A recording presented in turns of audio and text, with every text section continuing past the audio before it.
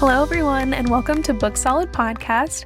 And this is about the point where you'd hear two separate voices introducing themselves. But today, it is just me, Sariah, and I'm just dropping by to give you a quick little bonus episode about something I have been itching to talk about, which is Twilight and the release of Midnight Sun. So don't get used to hearing just me. It's still going to be me in India for pretty much all of our episodes, but this is just something that I really, really wanted to come on and talk about. And I used to be a really big fan of the Twilight books, so yeah, I just wanted to give my little take. And quick disclaimer, I have not read Midnight Sun yet. I did pick it up. I have it sitting on my bookshelf, but I have not cracked it open quite yet. But the release of it has gotten me thinking about the Twilight series as a whole. So as I mentioned, I was a really big fan of the Twilight books when they were popular, when they first came out. I was in middle school, so I think I started reading it in 7th grade and then read it throughout 7th and 8th, or maybe it was just that year. But needless to say, I was a big fan, like I'm sure a lot of you. And I have a lot of feelings about with the release of Midnight Sun and everything. So I guess just jumping in. So it's been a long time since I've read the books. I mean, I haven't read them since middle school. So that was 12 years ago that I read them. And I know that a lot of people like to give Twilight lovers grief for it, but hey, they will forever have a piece of my little 12-year-old heart, and I don't think that's ever going to change. But yeah, so I loved the books. I thought they were great. I devoured them as quickly as humanly possible. And then, we had the phenomenon of all the films, did the midnight releases, the whole shebang. But just jumping into, I guess, the movies I've seen much more recently. So I guess I'll talk about those a little bit. It's so funny going back and watching the movies now because I'm like, oh gosh, like at the time they were so wonderful and amazing, and I will rewatch them now, and I'm not gonna lie, the first couple I do cringe a little bit because I think the movies definitely get better as they progress. Like the first Twilight movie is not the best. Once you get to Breaking Dawn Part 2, it's pretty good. The quality of the acting, the quality of the films has increased exponentially. But yeah, it's a little cringy going back and watching those first few movies. I always make jokes about like the way that Kristen Stewart plays her in the first few is just so breathy, like so much breathing, and the angst between those two, I cannot. But all in all, I did love them, and I'm not gonna lie, when I'm feeling nostalgic or just going through something where I'm like, you know what, I need to pick me up, I need to feel better, I will have my little Twilight marathon and I will watch all 5 consecutively, sometimes in one day if I'm really feeling up to it. So I guess just getting down into some of the most important Twilight questions that there are, I think the biggest one is everyone wants to know when you tell them that you read Twilight, that you're into Twilight, were you Team Edward or Team Jacob? So, and it's a very divisive answer. I've learned, one of my friends told me that a friendship of hers legitimately almost ended over this very question. But what I will say, so when I read the books the very first time, like I said, I was in middle school, I was in 7th grade, so I was like 12, 13. I was definitely swept up in the whole, like, it's Edward, she's meant to be with Edward, and they're this perfect couple type of mindset, which I think a lot of us were when we read it, because, that's the way the book is written. We're rooting for Edward and Bella to make it together. I did not like Jacob's character at all when I read the books. I thought he was really annoying. He was a nuisance. I just didn't want to deal with him. And then it's funny because, like, as I mentioned, as I've watched the books, as I've watched the movies, as I've gotten older, my opinion has completely changed. I can definitely see the sides of Team Jacob a little more, and I feel part of me rooting for him more than Edward. I just think Edward is really controlling. It's a little toxic. I would say, just how kind of obsessed they are with one another. He is incredibly controlling, he's manipulative, and I'm just not a fan of a lot of the things that he does. I feel like now that I'm older and I'm seeing him through a different lens, it's not so romanticized, and so I definitely think that that's an issue. And I do find myself, like, even though I know exactly how the books and the movies end every time I watch it, I'm like, you know what, I kind of wish she would choose Jacob. It's not to say Edward's absolutely, completely horrible. He has his moments, but I would just say I feel like I find myself rooting for Jacob a little bit more. And so then jumping back into the books, it's really interesting because, as I mentioned, when I first read the books, I did not like Jacob's character. I just thought he was an inconvenience. I wanted him to go away.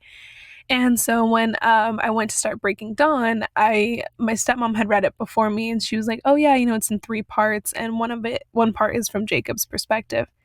And I was like, "Ugh, how am I ever gonna make it through this book? Having to go through a whole part of it being from Jacob's perspective."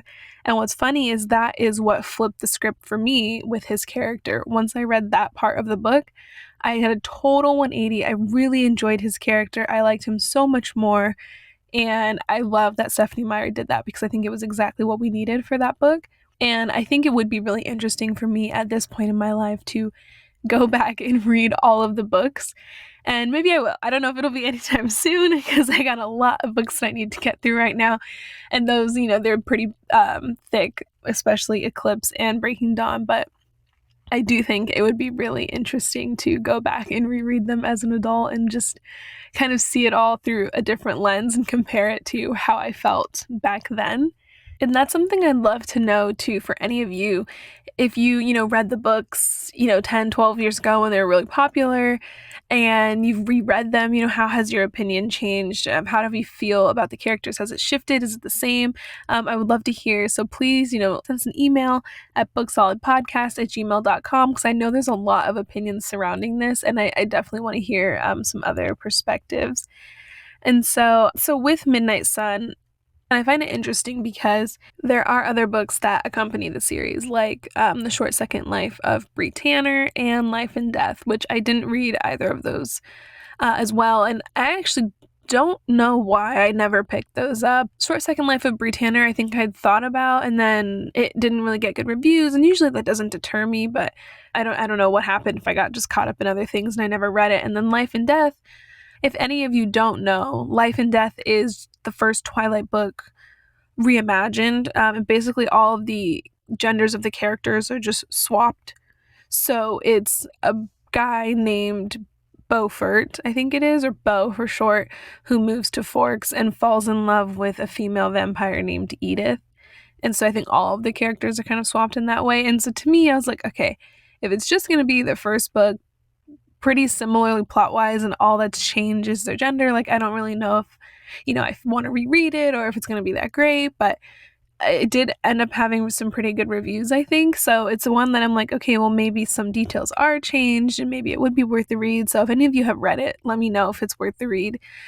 So then I just thought it was interesting with Midnight Sun because it's essentially, as we know, it's the first book, but from Edward's perspective. And so I think when I first heard of it coming out, I wasn't terribly excited because I would have rather have seen like just a completely new storyline, because it kind of feels like now we have 3 different versions of the first book. We have the actual Twilight book, we have Life and Death, which is the reimagining, and then we have Midnight Sun from Edward's perspective.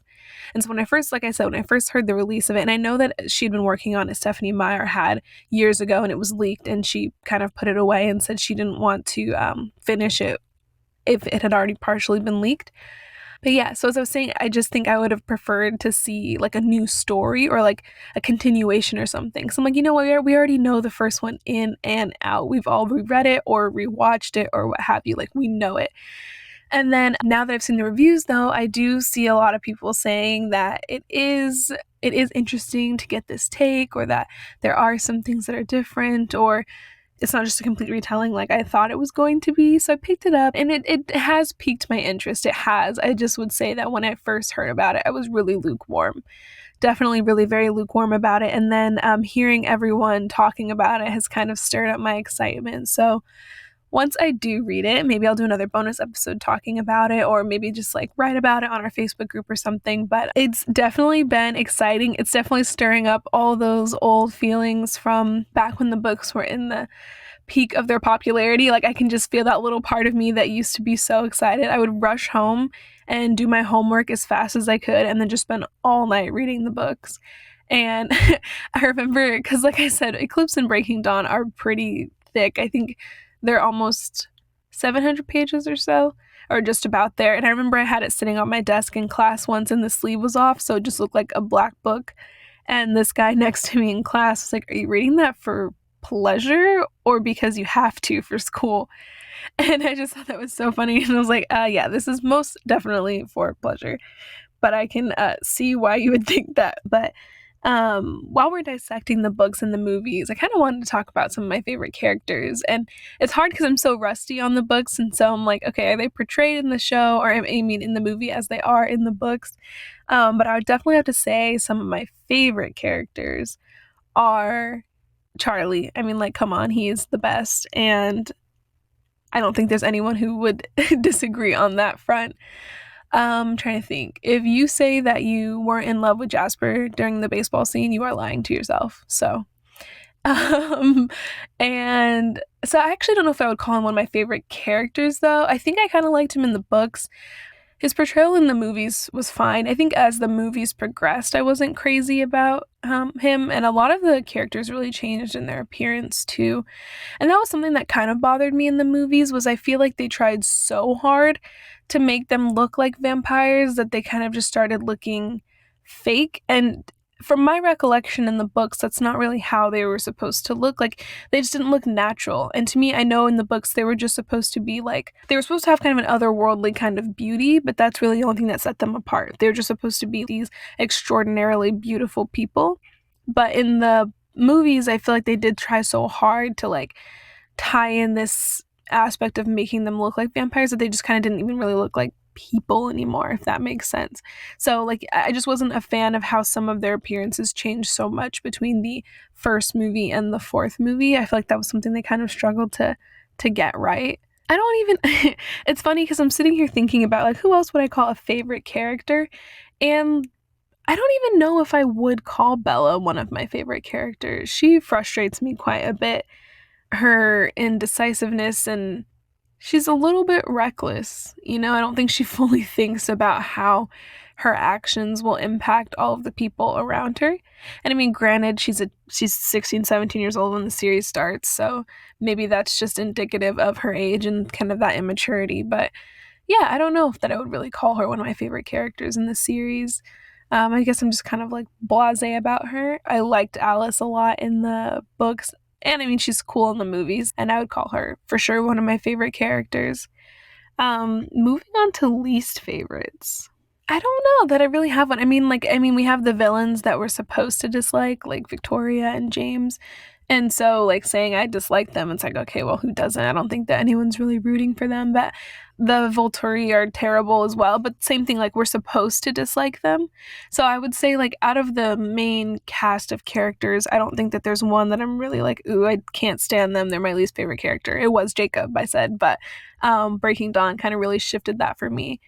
And as I mentioned, I think when I was younger, I really did like Edward, and I thought it was so romantic and how he's willing to do anything for her. But then as I've gotten older, I realized a little bit of his behavior is kind of problematic, and it's just a little too manipulative, a little too controlling for my preference. I get it. He loves her. He doesn't want anything to happen to her, yada, yada, yada. But I don't really feel like he expressed it in the best way all the time.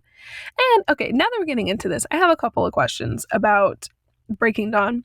So, in the books, and like I said, it's been a long time since I read them, so just correct me if I'm wrong, but Stephenie Meyer describes them as being frozen in the state in which they were changed. That is why, they don't age, their hearts don't beat, they don't breathe, things like that. So what I've always, always, always wondered is, if Edward is frozen at the state that he was in, how are they able to A, have sex, and B, how is Bella able to get pregnant? Because, like, Edward doesn't have blood pumping through his body. I also assume that means that his reproductive organs don't work as they're supposed to. And even if they did somehow, how is he able to create any viable swimmers to impregnate Bella? It's something that I've always wondered. It never really made sense to me. I feel like it was kind of a plot hole, but everyone just overlooked it because, like, oh my gosh, Bella's pregnant, and we were all focusing on that. But that's something that really never made sense to me. And if anyone knows why that happened or how it could happen, please let me know, because it's never ever made sense to me. Speaking of Renesmee, I know a lot of people have very strong feelings about her name. It never bothered me that much. Like, I don't know, it's just the whole realm of Twilight is so unbelievable and like out there that her name was not something that I was like, oh my gosh, her name is so crazy. And it's like, this whole story is so out there, and not out there in a bad way, but it's just funny to me, everything that the storyline addresses and focuses on, but Renesmee's name is something that people got really upset about. I was like, yeah, whatever, like that checks out for Bella. But I know that a lot of people are very upset about it. The CGI baby is something I'm upset about. It's so bad, so very bad and distracting. But the name, I was like, yeah, that, sure, this may as well happen. Something else, too, that I know is really problematic is Jacob's imprinting, and this is also something that seems to polarize a lot of people, because a lot of people are like, well, like, he couldn't help it, and it's not like he had a romantic relationship with her, but it is. Their relationship was to become romantic once she was of age, and I know how it's explained, and I know how imprinting works, but it also is just, it does not look good that she's a baby, and she's a child, and that he's kind of this, like, protector turned lover for her. I just don't think that really came across very well, and I definitely see how it is very, very, very problematic, and it's very like he's grooming her essentially.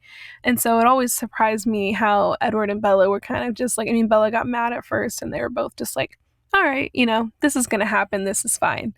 And it's something that's caused a lot of issue with many fans, or even just people who have watched the movies at all. But like I said, if you read the Twilight books, or you watched the movies, you're really into them, don't forget to shoot us an email. If you read Midnight Sun, let me know what you think. Just remember, I haven't read it yet, so please, no spoilers, but just tell me how you thought it was. Is it just as good as the rest of the series, and do you feel like you kind of got some missing links filled in? Because, the more they think about it, it is really interesting that we never got anything from Edward's perspective in the original series, considering, what an important character he is. And we were kind of left to fill in some of those blanks ourselves. So I think it will be really interesting to read what he was thinking during this time and kind of get more insight into who he is as a character. So also, if you have read Life and Death or The Short Second Life of Britannia, I want to know your thoughts on that as well, because Life and Death has been piquing my interest a little bit more lately. I want to know, like, are things changed, or is it just an exact retelling with just the genders changed? So thanks for listening. It has been really nice to indulge the little Twihard in me. I feel like maybe after this I'll go rewatch the movies in consecutive order again, because it's been a while since the last time I did that, and hey, I have nothing else to do, so why not? We'll see you all with our next full-length episode on August 31st. We had a slight schedule change, so that episode will be on The Guest List by Lucy Foley. You can find our entire updated schedule through the link in our show notes. If you like what you've been hearing with our show, in this bonus episode or in any of our previous 4 episodes, please be sure to subscribe and leave us a rating and review. It really helps us to know, what you all like about the show. Don't forget, we have a giveaway going on. The details of that will be in the show notes of our previous episode, the episode on normal people. So you can win a $25 Barnes & Noble gift card. Go ahead and check that out, and see you soon.